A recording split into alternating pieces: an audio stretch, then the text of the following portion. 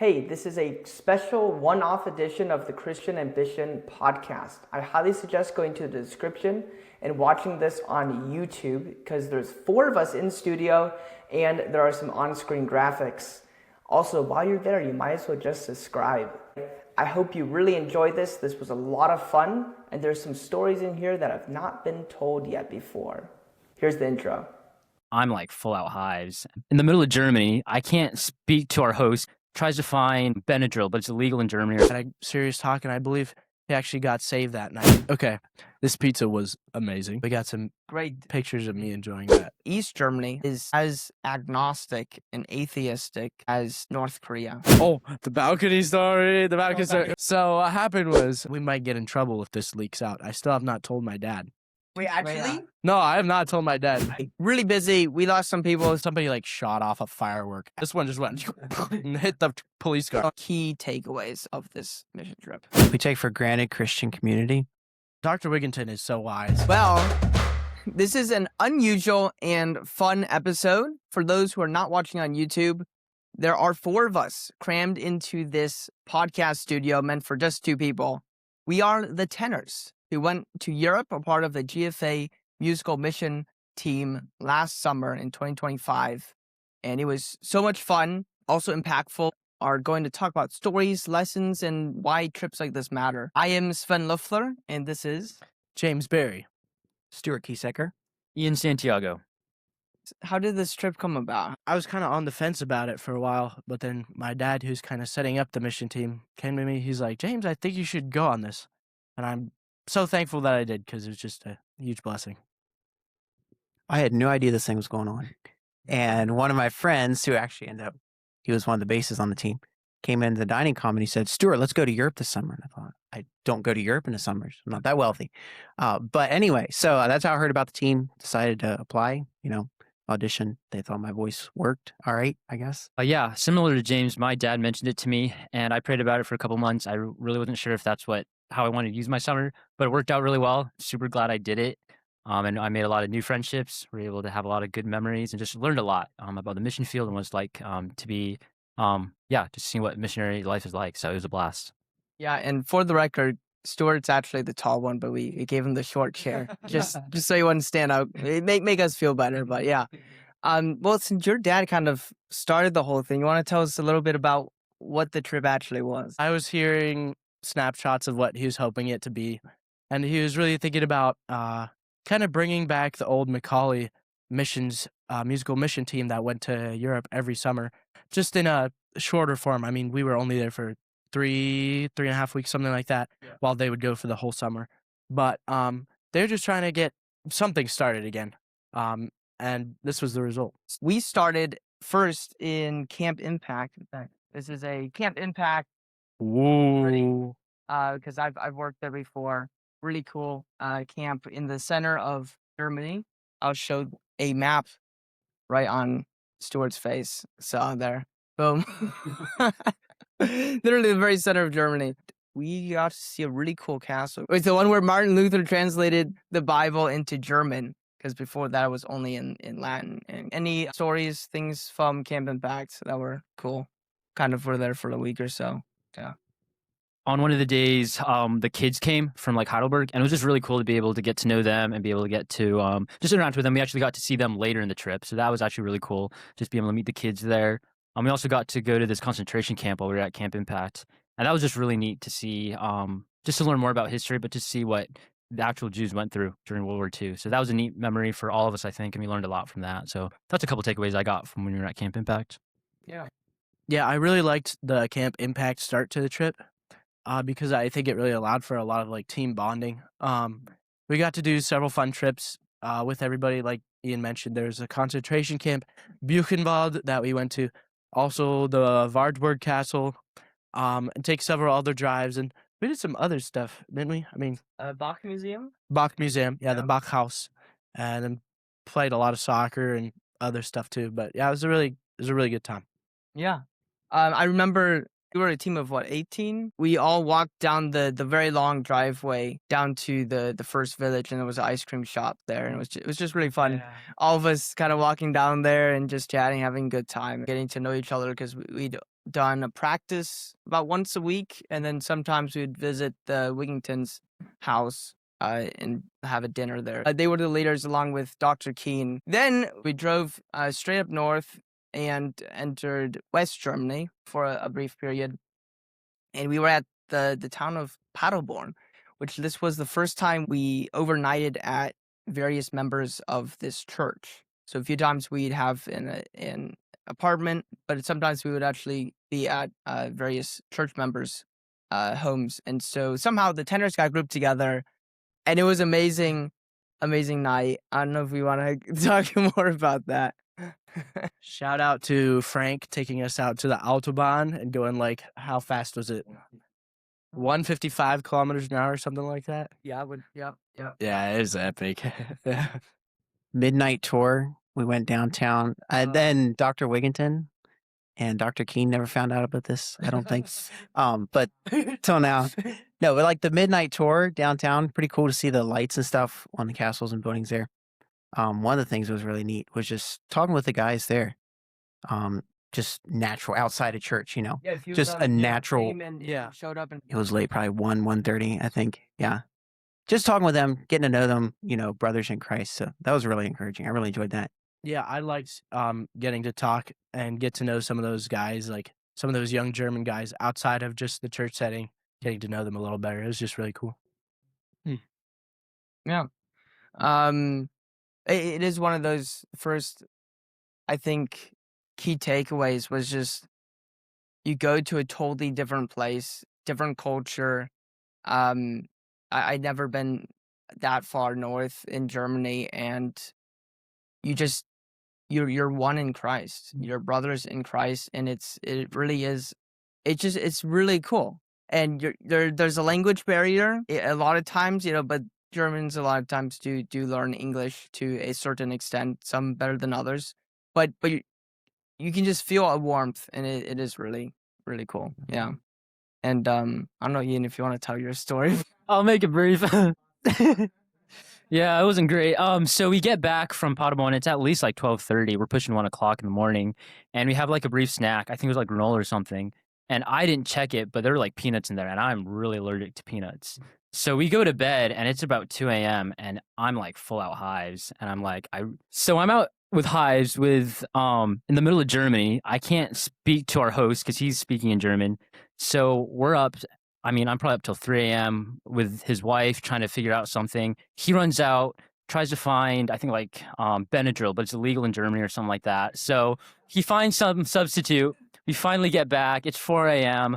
But just one of those scary moments. But it's really cool to get to know someone better through that in the middle of the night. But it's just really cool to see how they were super hospitable, super generous, and really helped me through the night. But it was good. Definitely a memory I won't forget.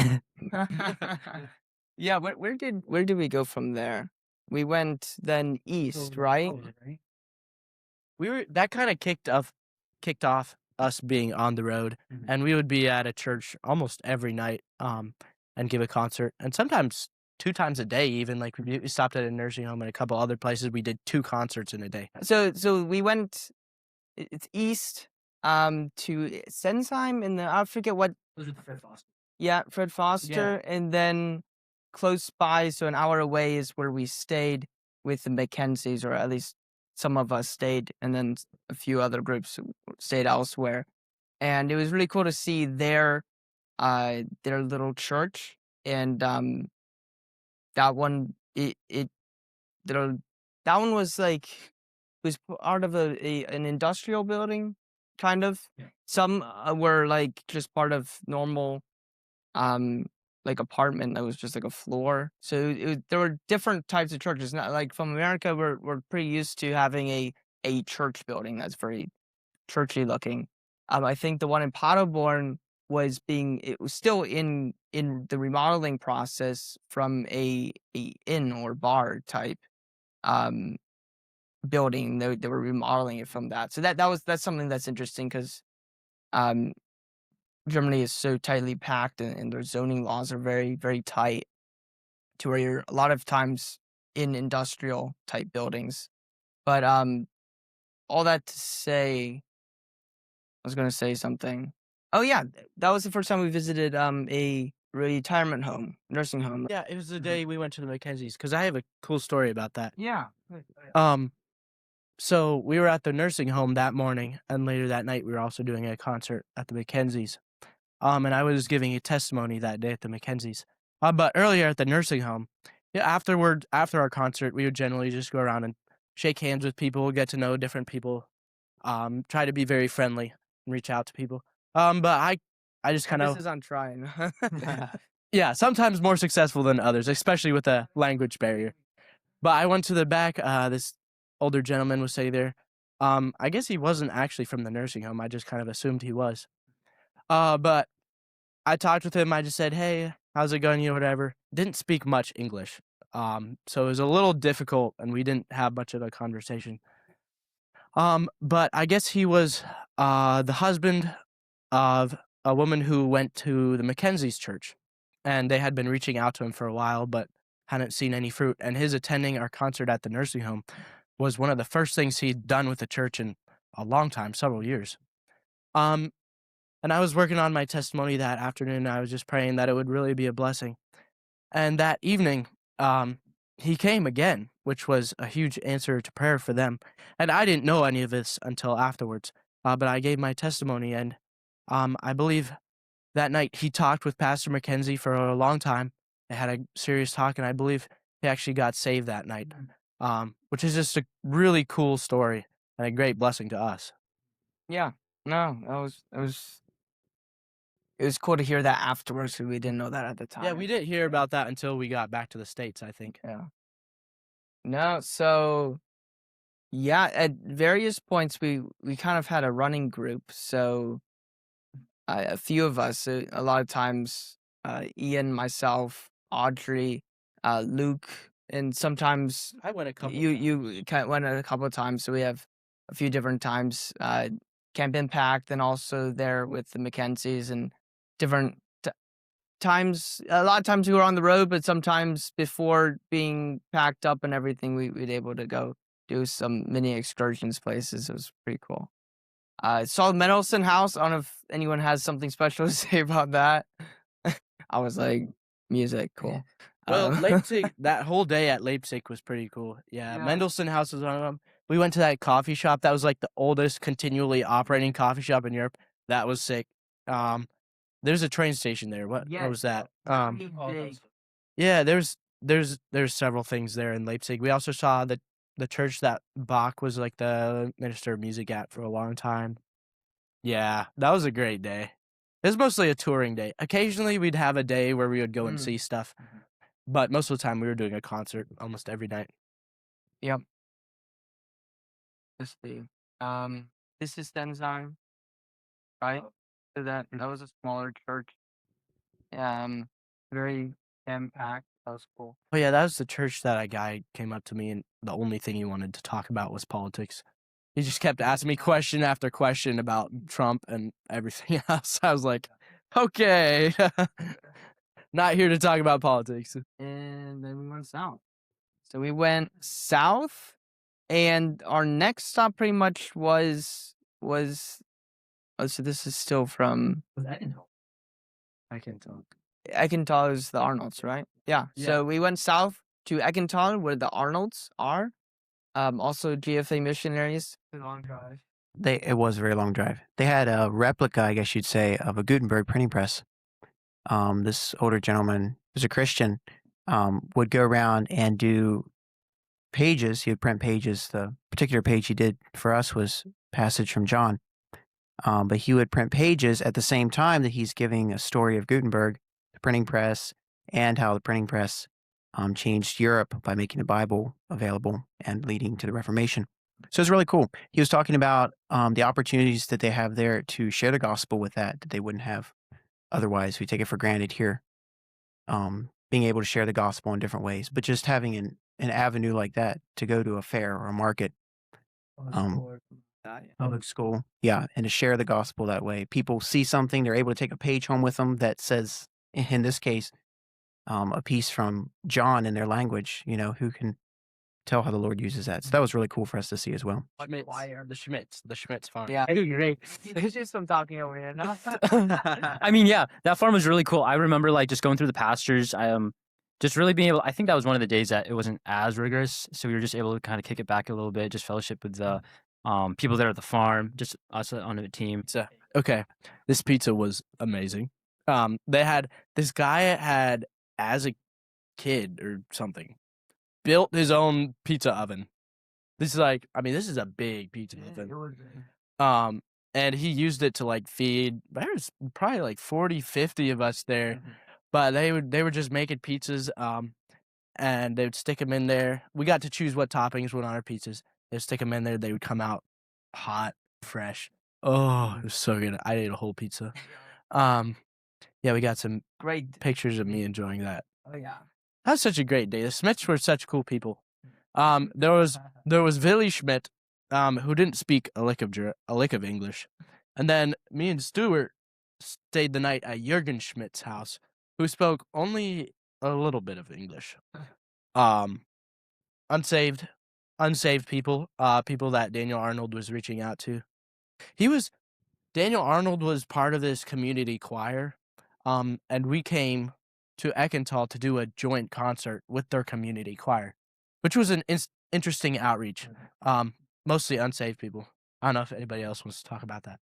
And our music styles were quite different. So we sang one in German that was one of their songs together, and then they sang one of our songs.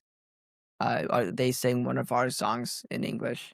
It was really fun. We got to be a part of two music classes, younger and older. Yeah, it was really cool. I guess, I don't know, I had no idea what to expect, where are we going in, what are we going to sing? So we had a couple of our songs that were in German, and then of course they're learning English in school too, so we sang some of the English songs with them. And then there was a couple German songs that they just started into, and we just kind of went with it. But it was really... What was that? It was Barbara, right? Well, that was American. I had heard that one time, but that was about it. But then there was an evening star from Lord of the Rings. Anyway, we were into school singing with kids.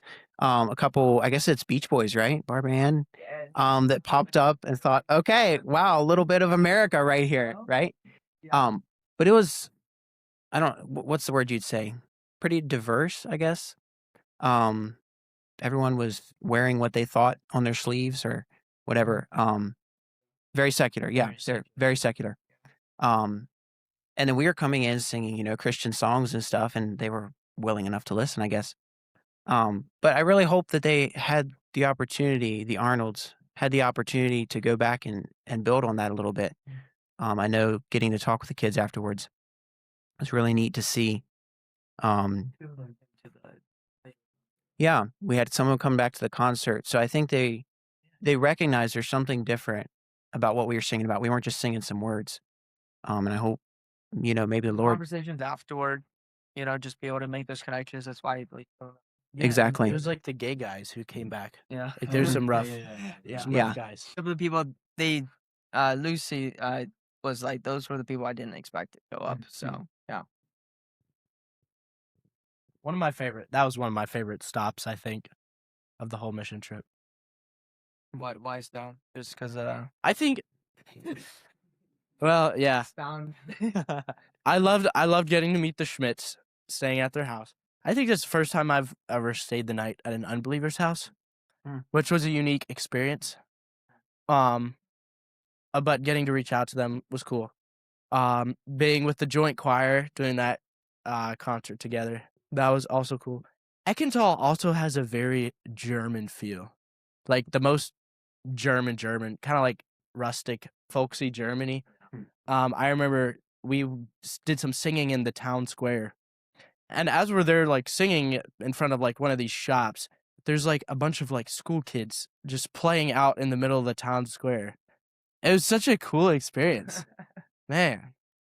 Yeah, It was. they're just laughing, and then one of their teachers came out and called them back into school, and they went back. But yeah, And then we sang outdoors in this little area, and it was cold.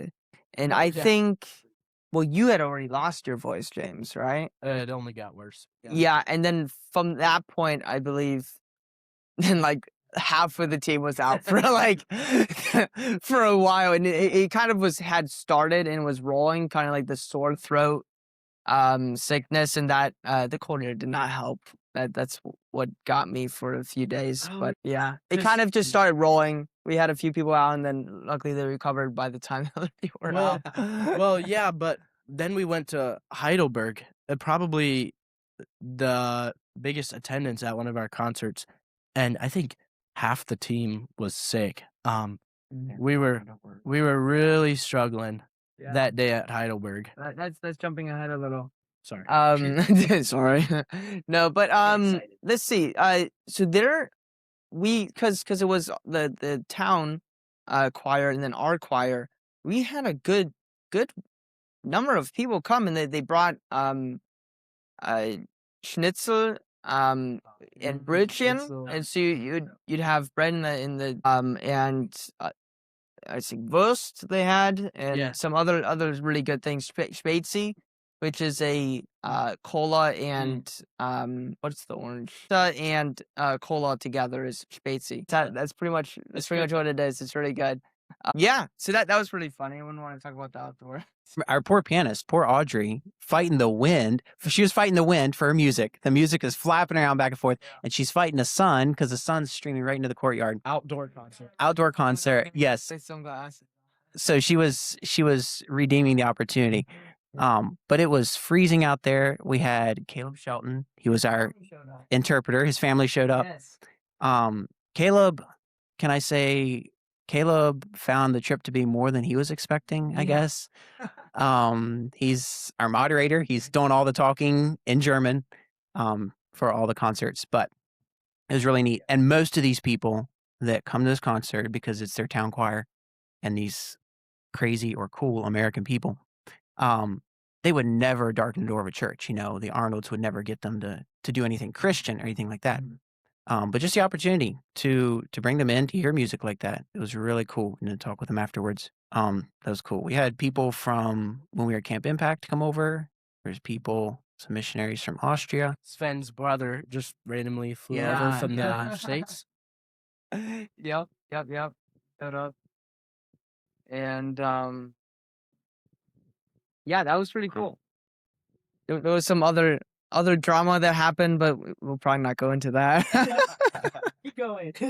Anyways, you're welcome. Okay, this was really cool. This was on our way. Yeah, it was more south to Peisenberg. Yes, so on the way south, and we're like, Peisenberg. That was in the tall building with the mountains in the back. Yeah. So then we were heading south to the very most south point that we did go. Kind of right. Like if we had gone farther, it would have been into Austria, but we were thinking of it, but it didn't happen. But on the way, we're like, we need to stop for laundry. It's getting mad. And so we took over this laundromat pretty much. We had 2 rows, just the whole wall of washers and then dryers, and then Dr. Wigington pulled up with some, what was it, like Turkish pizza or something?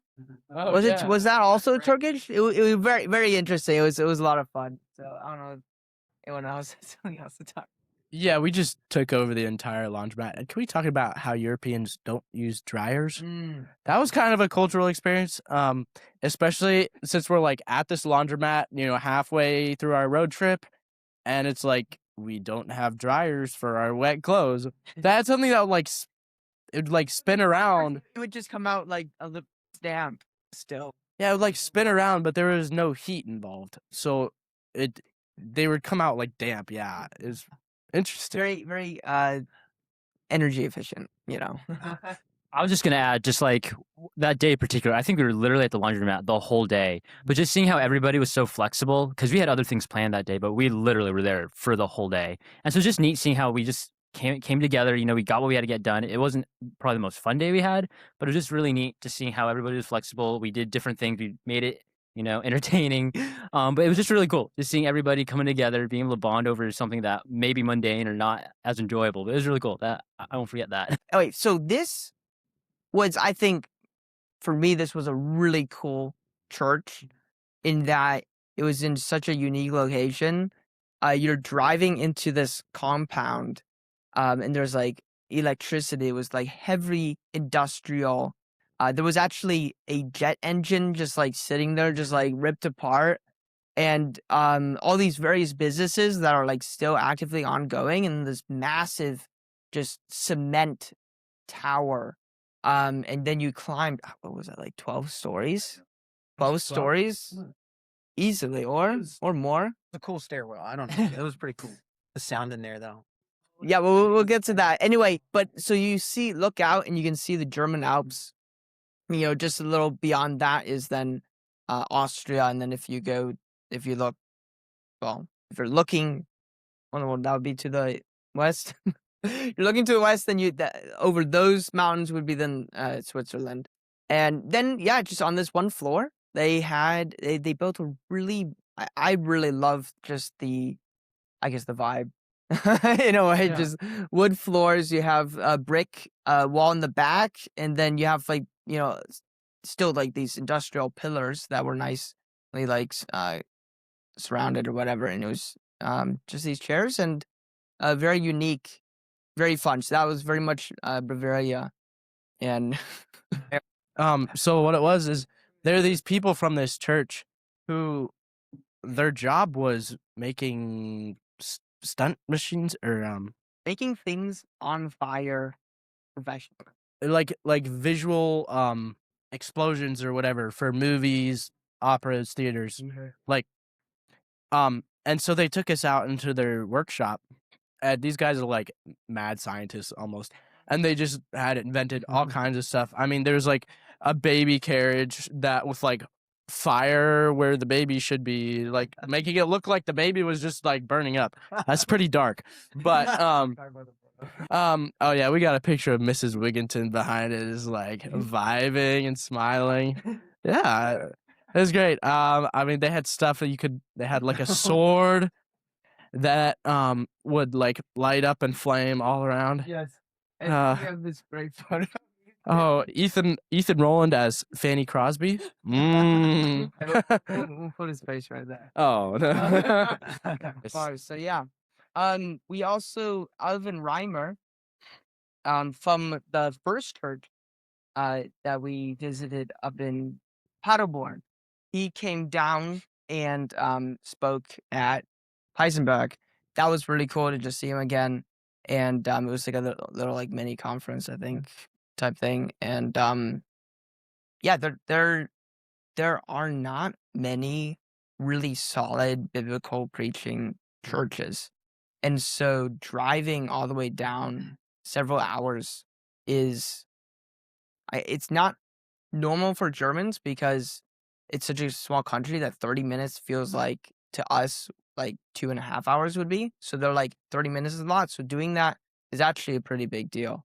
And yeah, so that you'll have a lot of Lutheran and Catholic on the in West Germany. And actually we didn't talk about much about East Germany. I guess we can talk about it now. Is that it is as agnostic and atheistic as North Korea, which is kind of wild. It's that dark. Just like if people say culture doesn't matter, like yeah, it does in the history of that. Literally the border to the census as far as who's religious and spiritual and who's not runs right along the Iron Curtain that used to be there. It's kind of wild. I don't know if anyone wants to talk about that. Yeah. Yeah, I guess it was interesting to see how much history had affected Germany. Yeah, like East Germany is so agnostic. Also just stuff from World War II, like Germans almost don't even fly German flags because it would be perceived as too nationalistic. and stuff like that. Like there's just historical effects continuing even to this day. We don't think about, well, at least for us here down the Bible Belt, down the South, we don't think about, like Sven was saying, the cultural aspects of it, of Christianity, and the benefit, the blessing that can be, to have that common denominator, where you can at least start there and point people toward what the gospel really is. But you don't have that in East Germany. You don't have that in West Germany either. But you don't have that in East Germany where you can just start with that and say, well, you understand, you've probably went to Sunday school when you're little. They don't have that. So you're starting over from ground zero. You're having to chip away at the atheism or the anger at God. So it really impacts the way you do ministry there. And you would see that talking to the missionaries as well. Some of them have been there for 20, 30, 40 years. And they have churches of, 20 people. And we see that here in the States. We're like, wow. But that's a lot of work. That's a lot of years of pouring into people's lives there, that they're witnessing to. So it was really encouraging to us to see that, to be thankful for what we're often take for granted here, and to see the work that they put into it over there. With all of that, especially like they don't have, so when like the teenagers especially, or the younger people, if they're saved and they start going to church, like they're the only ones a lot of times. And their friend groups, when they go to school, it's a lot of times just them. And I've worked at Camp Impact a few times, and just that's one of the few times, a lot of times for depending on where they are coming from, especially if they're coming from East Germany.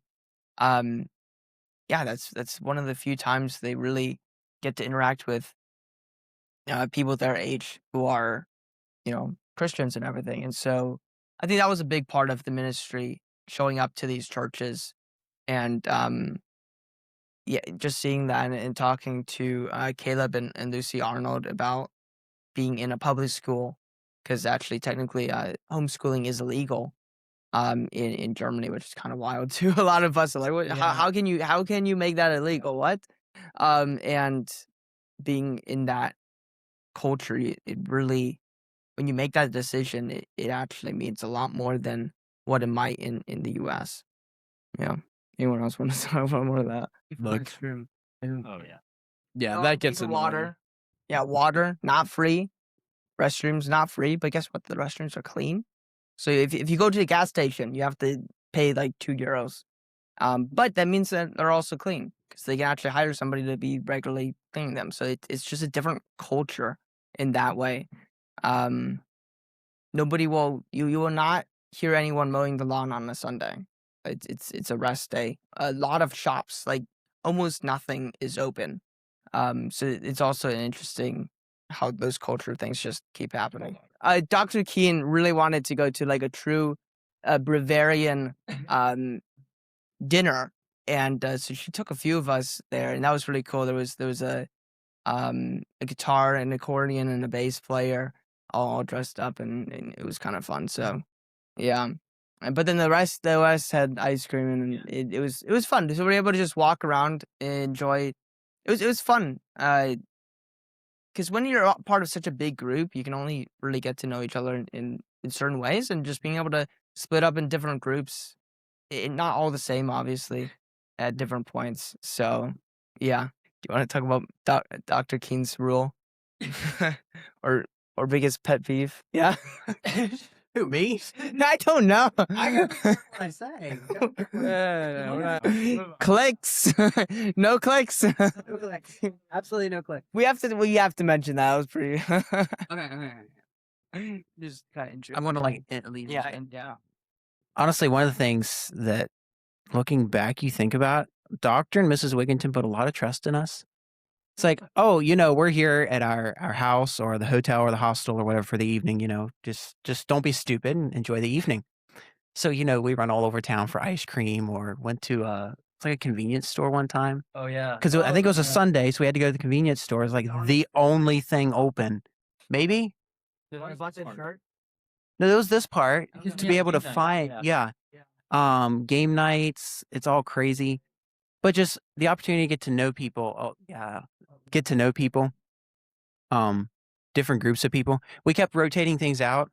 Like we'd rotate the vans every day. There was a different, well, I guess it was AI, right?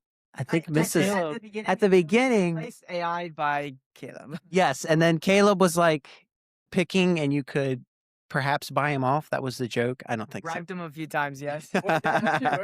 Did it work? I don't know. That's what everyone said. Undisclosed. That's what you put your money for. Anyway, but you could get in with different vans. Anyway, so we'd rotate out people between the vans so there was any cliques forming. Both the Wigginton's and Dr. Keene were very careful that we don't want that happening. So despite all of the warnings from Dr. Keene, ta-da! We were the clique, and I think we were her favorite clique. Honestly, remember? She took us to lunch. We got some really good smash burgers and whatnot. Yeah, I mean, they kind of Yep. made us a clique. Just yeah, we were all the tenors. yeah. That was the basis fault. But that very first night, they threw us all in the same room. So not us. Yeah. We get a break. Let's talk about driving in the vans a little bit. I don't know. Yeah. Any funny stories about that? I mean, there's a lot, but I think just like the big takeaway from the van rides was just like how close we got to know each other. I know for myself, I got to know these people super tight through those van rides. Like we'd be driving sometimes close to a couple hours at least. I know coming from the airport to Camp Impact was a drive, and just getting to know people, just seeing people's sense of humor, just seeing like what people are like out of the context is just great. And getting to know, I think Dr. Wigginton too, just seeing him, just be himself. That was awesome. Yeah, it was. Yeah, honestly. So yeah, I really enjoyed that. Was probably one of the things I look forward to, at least when we were going to the different churches, was just seeing who I would be with for the day. So yeah, I think the drives were one of my favorite parts, just because I mean I don't love driving, but I loved all the conversation that we had. And like Ian said, you got to know like everybody on the trip because you were constantly being thrown in a van with different people. But I also just appreciate how many good conversations that we had in the vans and around lunch and dinner tables. Like we talked about some serious stuff, and it was really edifying. Shout out to Audrey. She asked some really good questions, some hard hitting questions sometimes. But yeah, it got to the point where you could tell what the vibe, I guess, of a van was going to be. You're like, okay, it's going to be crazy. It's going to be good. It's going to be quiet. I guess as it goes on, we get more and more quiet, more tired, but we're supposed to, as an hour of silence at the start of the day, to do our Bible reading, which sometimes would happen. And I'm really glad it did. It was really good. Sometimes, but a lot of the times we get in and someone would start off with some question, or everyone's just, in a good mood because we got up and we actually were well rested, which is somewhat rare. But we would, just start off, and 3 hours later we're at our place and we realized we never did the scripture reading. But that's what for the real mornings are for, I guess. Exactly. Yeah. Cool. So then right? yeah, Heidelberg was next. Yeah.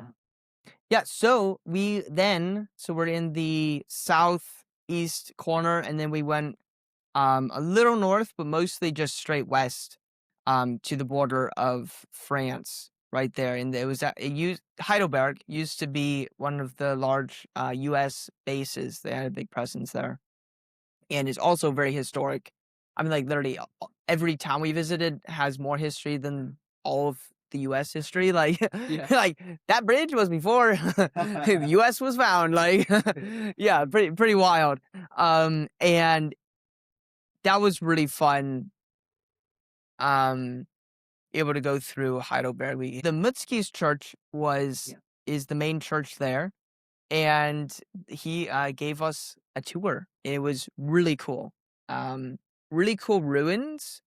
I mean, so it was another castle overlooking this key river. I forget which river it is. It's one of the big ones. And is it the Rhine? I don't know. Maybe. I don't think so. Maybe. In front of Ian's face now. And we had a really, really good time. What you had something to say? No, okay. What was I gonna say? I was gonna say. Oh, Mark Twain apparently was at a hotel overlooking the river, and that's when he had the idea to write Huckleberry Finn, which is kind of wild. He was in Germany when he had that idea, and because it reminded him of the Mississippi, and it was just that was a really fun time. Yeah. Oh, Heidelberg, you guys had so many cool things to say. Castle in Heidelberg was pretty cool. We went to a couple different castles, but that was My boy James got some drip. We had a fun time. We were lots of different shops. Like there was some chocolate shops. Heidelberg Castle was really cool. It holds the world's largest wine barrel, which was kind of interesting. Oh, we walk on top of them. Yeah. Yeah. Had a huge chunk of a turret that just like fell off and was like lying in the moat because somebody bombed it or something in World War II. No, it was the powder keg room, I think, and they wanted to dismantle it so that the next, like, I guess, I don't know, I forget. There were a whole bunch of really cool medieval geopolitics that happened in this city, and that's why it's so massively fortified. But yeah, they blew the whole wall out to try to undo how secure it was. But yeah, it had big moat, massive. I mean, these how wide are some of those walls? Easily 8 feet wide. Yeah, kind of wild. Yeah, it's crazy. Somebody also like stole the coat of arms over the entranceway, and they're like still trying to find that person or something, or wherever it went. Yeah, and we did some singing in the town square. Yeah, I did some singing in the town square. That was cool. That whole day was cool because we walked around Heidelberg and saw a lot of the town, the castle. There's like an iconic bridge there. It's also, what is it, like the longest pedestrian only street in Germany or something? Do you guys remember what that was? Yeah, something like that. Longest. It wasn't a street per se, but just like it's called a Fußgängerzone, probably. I think that's what it was called. So just the literal translation, foot walker zone. So so it was that very long section of the inner city where only people on feet could be. Yeah. Wow. Also went to like a couple cathedrals, and then there's like the Lindt chocolate store. I remember that because I like bought some chocolate and just ate it on the spot. And so also talk about the school that was part of the church. Oh, those were the kids who gave it. Yeah, so when we were in Heidelberg, one of the days we actually we all got split up into groups of 2, and we were in each of the classrooms throughout the school, and that was really cool just to be able to see the kids. They were super fascinated about who we were, where we came from, just facts about us. And yeah, those were the kids that were at Camp Impact that we ended up seeing a couple days later. But I think what was really cool that we all took away was at the end of our concert, it was the weirdest thing ever. I thought it was pretty cool. Was all these kids came up to us and wanted our autograph. I've never had that feeling before. So we were surrounded by kids just scribbling our initials. It was awesome. I loved it. But it was just cool seeing how interested they were in us, and just being able to get to know them with the connection we had at Camp Impact, just to continue that. That was awesome. I really enjoyed that a lot.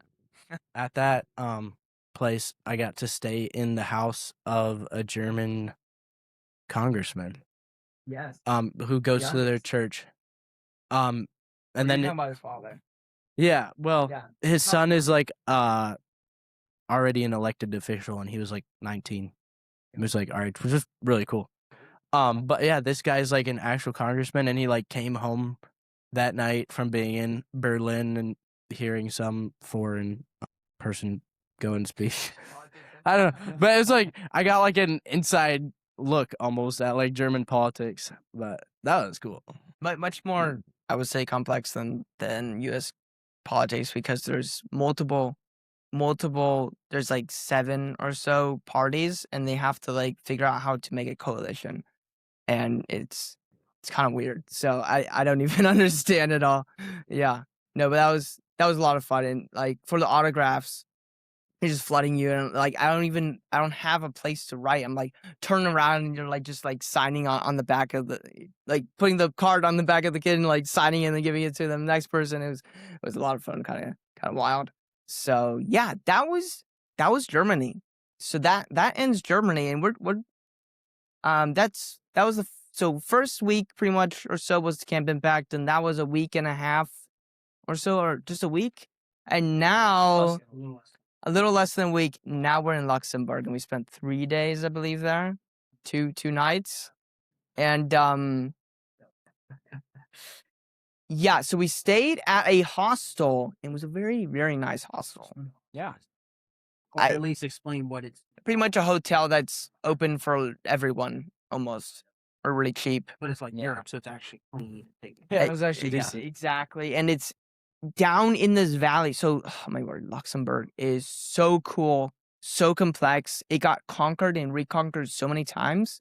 It's a very small, triangular-shaped country in between Belgium, Germany, and France, and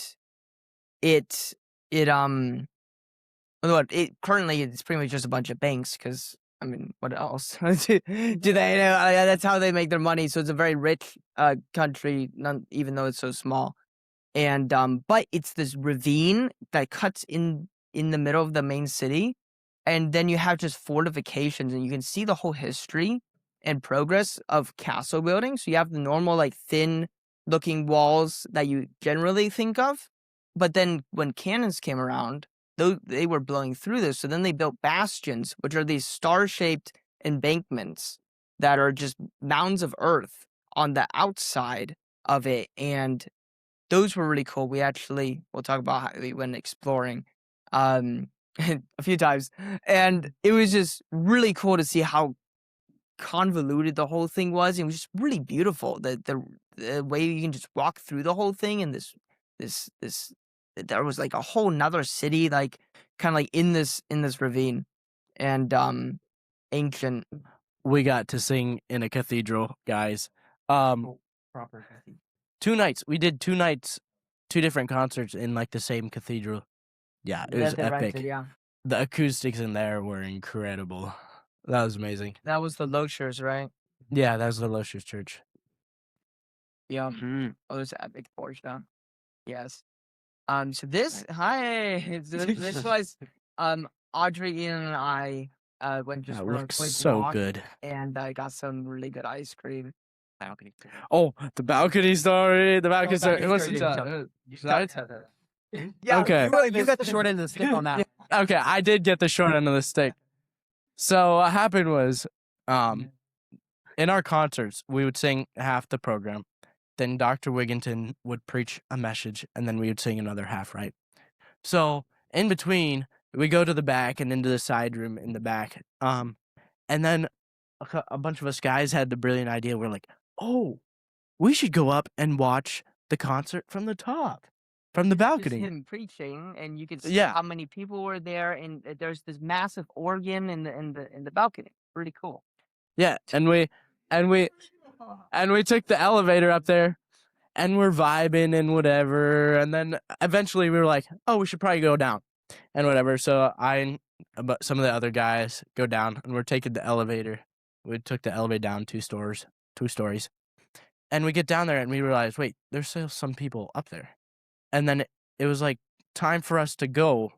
I have something to say. Who was still up there? I can't remember. Sven, I know it was you. Stuart, was it you? Yeah, Stuart was there. It was Stuart and I, but okay. Dr. Wigginton, every time he gave his speech, he would, I'm actually blinking, he would have this one section, and so you knew he was concluding, and he would always go through this. What was that section? Do you remember how that went? It was very methodical. He would always start with, 3, but yeah. I'm not a pastor, I'm actually a consultant. Which we turned into a movie trailer. The Consultant. Anyway, well, he would always have this one section that you would know, like, okay, he's wrapping up. He skipped it. And all of a sudden, I'm like, he skipped it. Oh, shoot. We would have normally have easily 7 minutes or so And so we were like, I was like, Stuart, we have to go. And then Barry Boy went up the escalator. Okay. So we couldn't actually go down. Okay. So I realized I got down there and I'm looking around and people are starting to line up to walk back out there and start singing. And I'm like, wait, Sven and Stuart aren't down here. That's like half the tenor section. So I take the elevator right back up and they're waiting. And I'm like, guys, we gotta go. And they hop in the elevator and we come back down. And we're like lining up out of order. Like we're after the girls or whatever. And I'm looking around and I couldn't find my folder anywhere. So I just walk out without my folder. And I got nabbed because I was up there trying to get them and I didn't have my folder on stage. I was the only person without my folder. So it looked like I was the one being bad, whereas in reality, I was trying to go up there and get people down. But We're sorry. it was a Did we blast. say that before? Yeah, I'm it's that's okay. I forgive you now, I guess. No. That was so fun, though. That's so funny. I'm kind of glad that happened, to be honest. It's actually a story. It's lore. We built some great lore. We built some great lore, yeah. Yeah. Some other lore building activities. Well, first, I don't know if you guys talked to any interesting people. There were some students and The lady from the cemetery. yes, it's Yeah, so I think it was the second day we were there. We went to one of the team members. Her name's Martha, and her grandfather, a relative, was buried at the American Luxembourg cemetery there, and it was super cool. We went over there, and we were talking to, I guess you call it the host there, and we just told her who we were, where we were from, what we're doing, and we invited her to the concert. And we didn't really think too much about it that she'd actually come, but that night she came, and it was really, really neat to see her come. Yeah, some notable people were there with like George Patton. I know that He didn't come to the he was buried at the cemetery. He wasn't there. Ian, Barry Boy, This was actually like, and myself and Audrey. and I Yeah. lucked out because it was. Yeah. Oh yeah. Yes. Yeah. So we visited a bastion and went through all these really cool like tunnels inside there, and then this really cool red bridge to cross back over the ravine, and then go into the old city of Luxembourg, where then there was this really cool bakery that the seating area was used to be the wine cellar, and they kind of just kitted it out. It was like really cool. You went down these stairs into this wine cellar, and it was really fun. Cemetery. Then that's where the chocolate shop. I don't know any Best hot chocolate I've ever had in my life. talk about how the Not hot be chocolate matched. happened. What was that? The spoon, right? Oh yeah. It was like so. I think the place was called like the Chocolate Shop.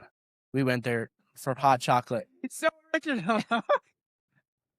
Oh man. But you walk in and there's a whole like bookshelf of these like spoons with like a chocolate square around it, and they had all kinds of different flavors of chocolate. I mean, from like an eggnog hot chocolate to like a dark raspberry Gracie hot got chocolate. Like there was so much there. And you would take it and they would bring out like a glass of warm milk, and you would like put your chocolate square with the spoon embedded in it down into the milk, and the chocolate would melt and you would mix it up. It was so good. Oh man. Well, Yeah, Luxembourg was so, only the like 2 last days. night- that's The last night. Hey, you guys can't tell anybody about this last night, okay? This wasn't supposed to happen. Yeah. We might get in trouble if this leaks out. I still have not told my dad. Wait, actually? No, I have not told my dad.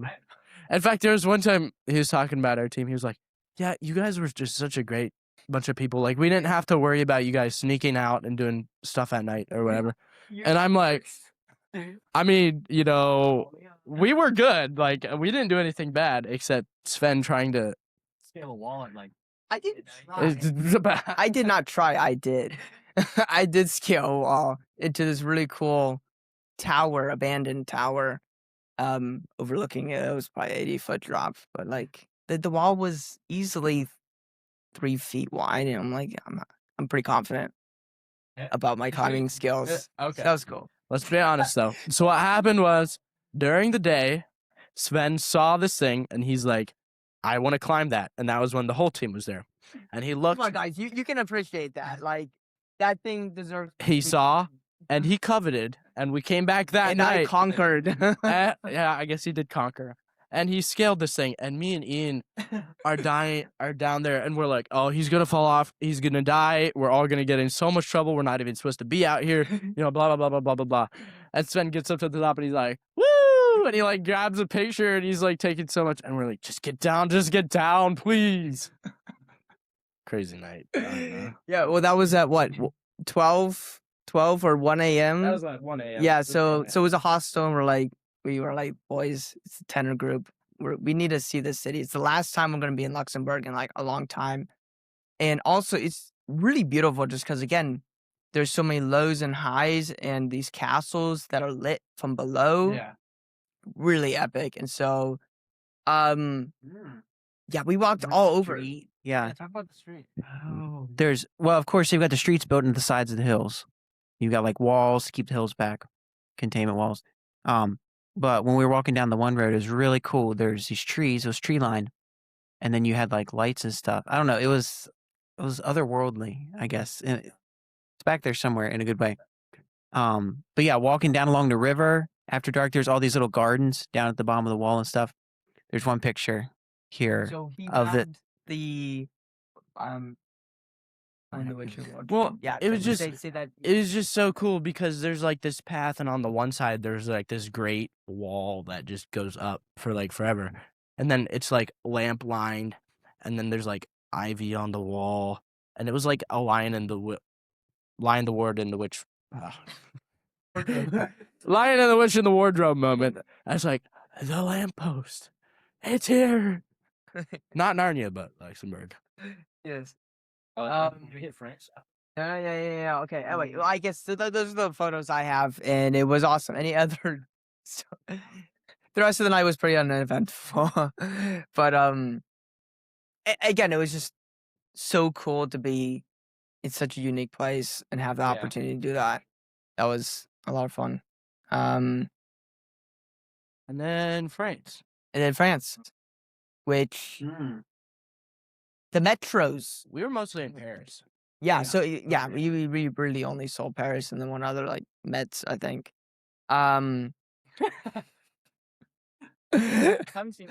Who got the France shirt? Yeah, I did. this guy, Ian collected. Yeah, he was like, oh, we need to go shopping. Like your Very white girl. We Talk made it back. about France. You know. Oh man, France was really cool. I mean, to be honest, it was super busy, especially when we visited like the tower and all the different attractions. It was packed, but it was super fun. I definitely glad we did it once. We got to try some cool French food. I know a couple of us got to go to the pasta place. I thought that was really cool. Got some neat memories there. Really good just to see what the mission feels like in Paris. The Big Spies were really great hosts, and just being able to get to see their church. I thought that was really good. Yeah, we talked about the Paris Day. We took a day to like tour Paris. Basically, we saw Arc de Triomphe, Notre Dame Cathedral, Eiffel Tower, iconic.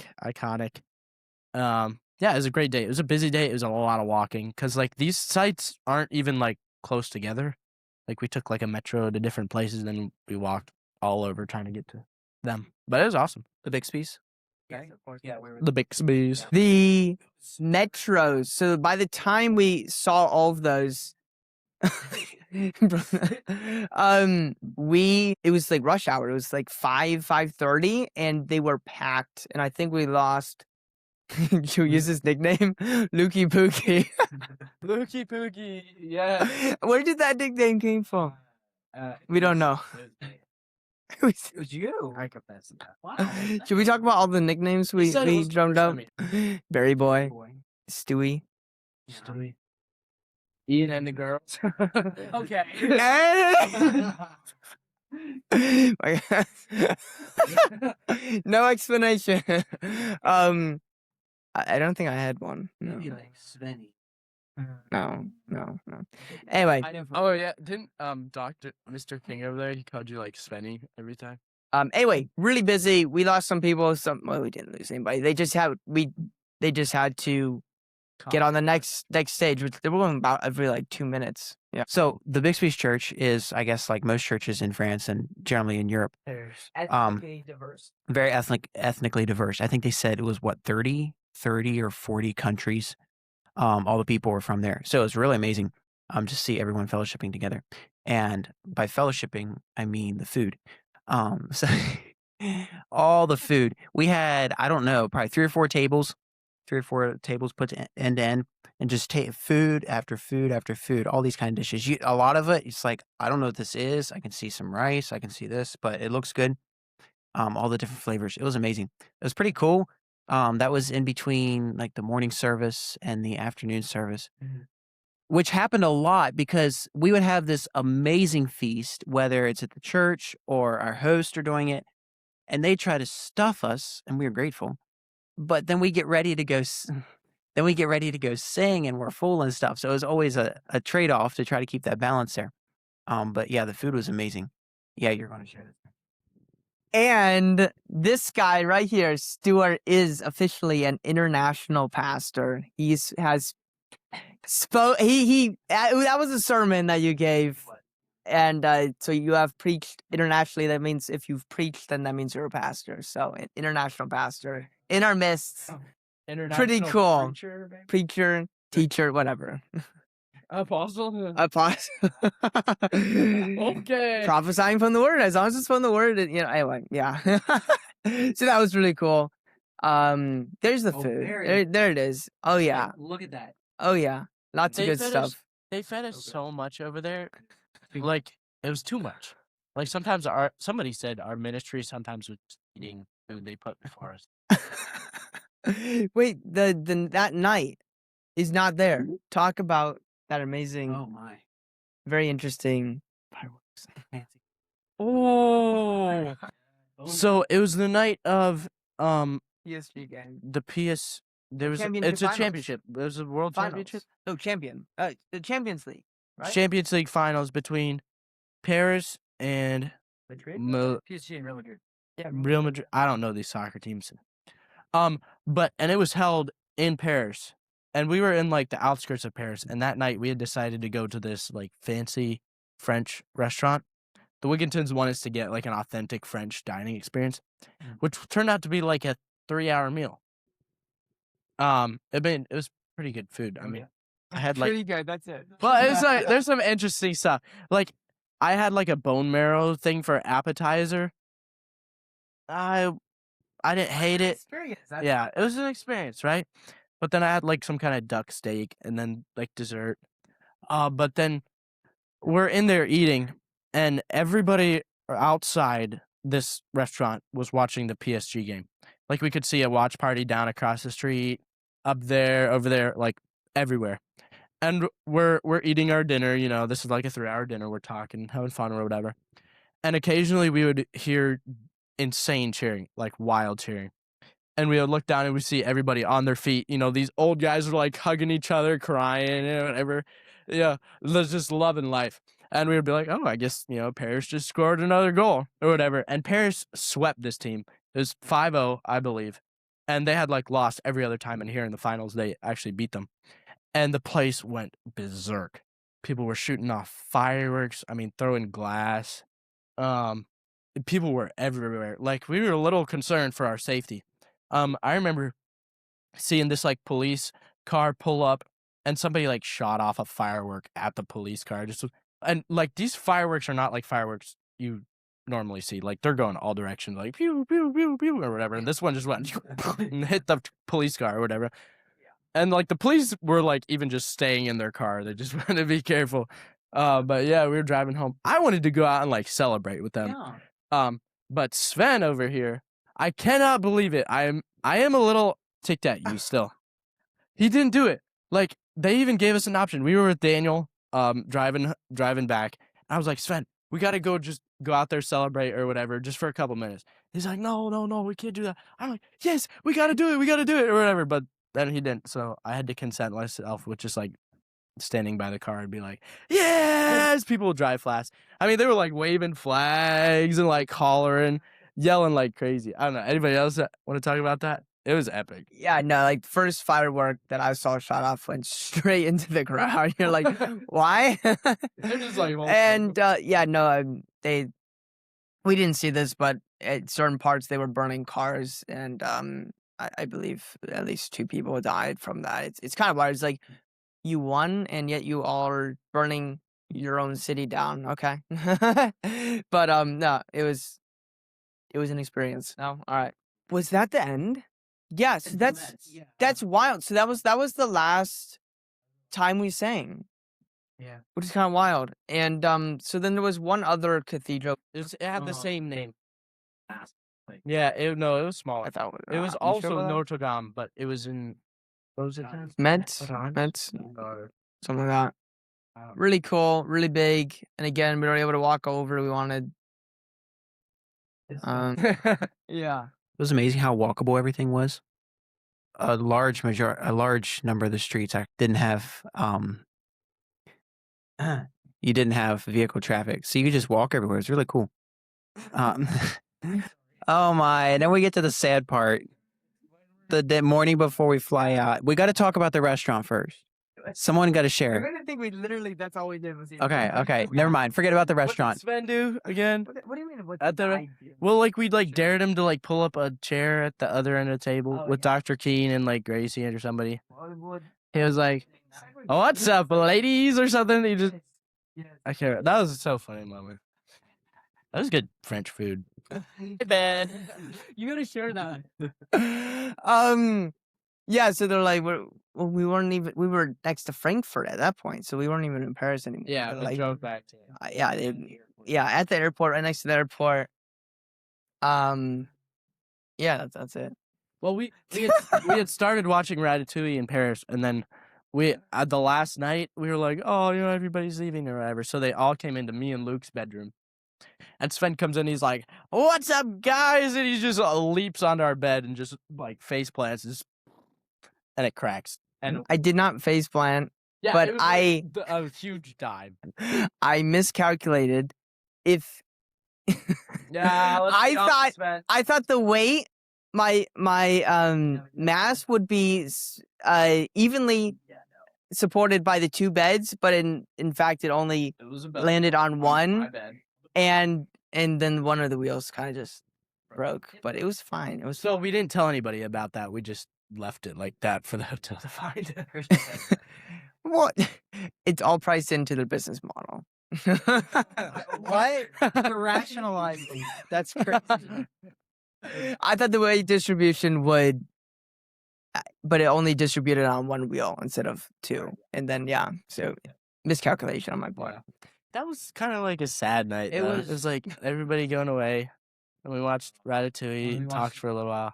Yeah. Oh, what was it Sven said in the text? I can't remember. That was like heart-wrenchingly sad. It was like So we meet again. team reunion, maybe in 100 years we're on heaven. I can't remember how it was.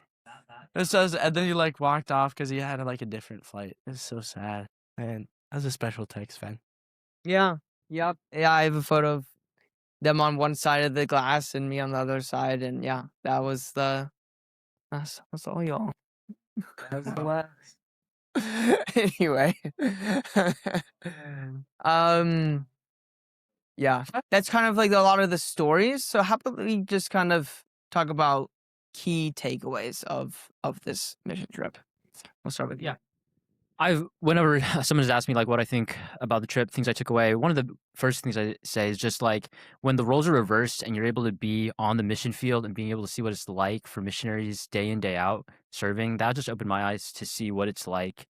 It just grew my burden for missions. It's definitely shown me to know how to pray for my missionaries better and just be able to continue seeing opportunities that I can get involved in missions, being able to be with the Kings and just Mr. King just talking about missions in Germany. Those lectures were really good. Just being able to show me just how atheistic Germany was. We mentioned that earlier, but that's one of the biggest takeaways that I got. And just being, again, we've mentioned it this whole podcast, but just being able to see the unity we had over the couple of weeks, how tight we got. We still are super tight as a tenors, but as a team in general, we know we have We have group chats going off. We have lunches every once in a while. So it's just really neat to see how close we got to get to know new people. But yeah, those were some takeaways that I got from. Kind of going off what Ian said, we take for granted Christian community. Whether that's your church or just, friendships or people that you get to do a trip with like this. Just taking for granted that you don't have so much in other countries, where it's more secularized. When we were in Germany, of course, there was, the Christian school there in Heidelberg. And a lot of these kids, they were, say, I don't know, 5 kids there of their age, of their year. And that was the only Christians they knew. And I think to hear of like the hundreds from, say, Bob Jones or whatever, hundreds of people that that are Christian and are encouraging you, pushing you toward, ideally, toward Christ-likeness. So just the opportunity to see that play out, what that looks like for the missionaries as well. It can be very lonely over there. And like Ian was saying, just being there and seeing what they go through allows you to pray for them better. But it's also an encouragement to us to be thankful for what we have here in the community, the iron sharpening iron that we get with brothers and sisters in Christ here. Yeah. Wow. There's so much good about the trip. One very specific thing that stuck out to me, was Dr. Wigginton is so wise. But one of the things he told us was just about asking questions, and letting other people talk. And he gave a lecture about like evangelism when we were in Paris.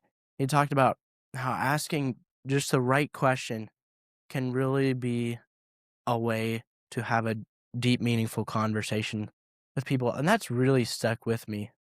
Just the idea of finding the right question to ask and then listening to what they have to say. And it can really open people up. Yeah. A lot of what's been said are some things I've learned. And also, when you see a missionary in their environment and some of those challenges, some of the things we've mentioned, and it just allows you to pray for them in such a deeper and more meaningful way. And you can also apply this to other missionaries you haven't visited either. It's just you're like, I'm sure all of these people, all these missionaries have these similar things going on, just in a different context. And so just being able to pray for missionaries in a deeper, more, I don't know, emotional level, I guess. Just the loneliness maybe, or just like not necessarily lonely, but it's like isolation in a way. And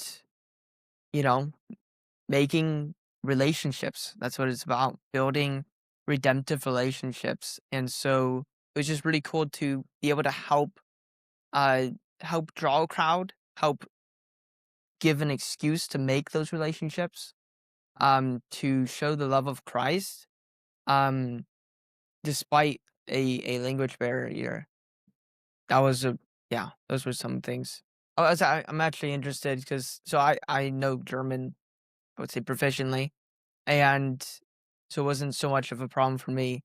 But how did you guys deal with the language barrier? I mostly just talked in English and hoped they understood me. They generally spoke better English than we spoke German. Typical Americans. I mean, I learned how to say hi, hello, my name is James, whatever. But yeah, sometimes having long conversations could be difficult with people. But yeah, just I know several times, especially like in nursing homes, those people definitely did not know English. But just being friendly in your expression and wanting to be there, and you can communicate in a interesting way when you're not used to having to just communicate with your expression. It's an interesting experience for sure. Yeah, they were just thankful for us to talk to them, even if we didn't really know any German and they didn't really speak any English. Yeah. So would you do this again? And I think 2 of you are actually doing this again. Is this something every Christian should have as an experience or something like that? Really briefly, I think if you have the means to travel abroad, is super, just opens your eyes to what different cultures are like, just on like a tourist perspective, just being able to see what, different foods, different places, different people. But more on a spiritual side, just being able to see what different people go through, different struggles people go through in different regions of the world. I think that's what really stood out to me, was um, just how everybody needs the gospel, and just how we can focus on the Bible and be able to drive people to that, even though we may not be able to speak their language. We can share the gospel with them, and that's what those missionaries over there are doing. So I think that's really important if you have that opportunity. When I was getting ready for the trip, I wasn't too sure about making it work financially. So a big part of this is taking a leap of faith. Obviously, churches and other Christians that are more established financially are the big part of that. But taking the leap of faith and saying, I believe the Lord can use this. I believe He can use me to minister to people on the field, missionaries, unbelievers. And I also believe that this is going to grow me, and committing to something like this, asking the Lord in prayer, provide. I need provision for this, if it's your will. So when you're getting ready for a missions trip, if you have the opportunity for a missions trip, absolutely take it. Because it will grow you as much, or probably more, honestly, than the people that you minister to there. Yeah, that's good. I think everybody who can should try to go on a mission trip like this. It was just a huge blessing to me. Well, probably one of the best things I've done with my life. But yeah, like Stuart said, financially, I wasn't sure about it. But the Lord really brought in the money, and I was so thankful for the way He did that and provided. Yeah. Being able to go on these things, when you're young, you don't have that many responsibilities. I think if make it a priority, especially early on, because that's when you have the greatest chance or easiest chance of doing it. And even if you have already you're about to graduate or something, getting a job, still really, really heavily consider doing it, just because it's one of those things that will pay dividends for the rest of your life.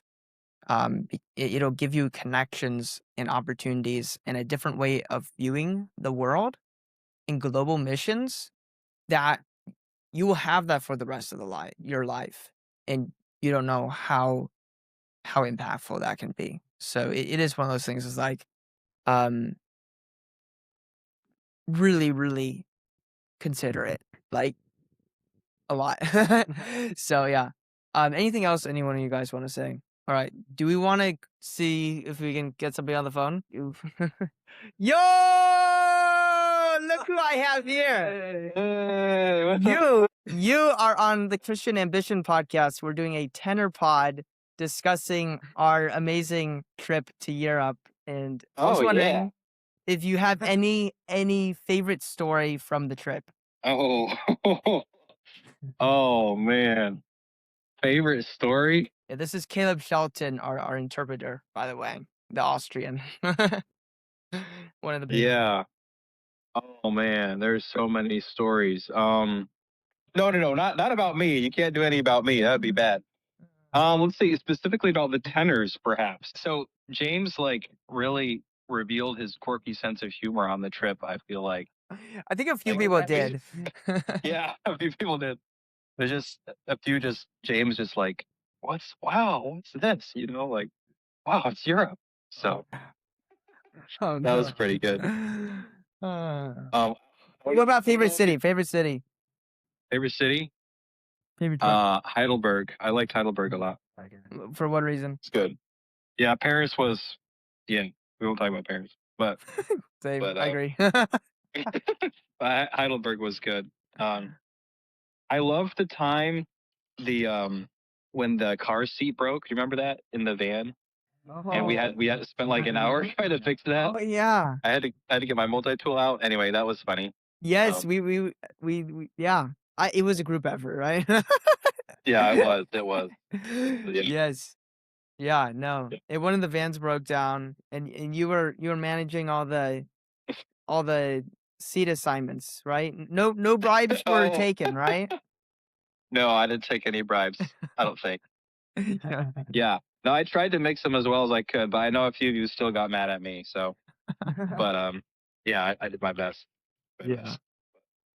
What was one lesson or something that you a takeaway? For me, Yeah. yeah, personally, yeah, there were quite a few. I learned for me that yeah, the Europe is my place. Like German speakers are my people. That's what I learned.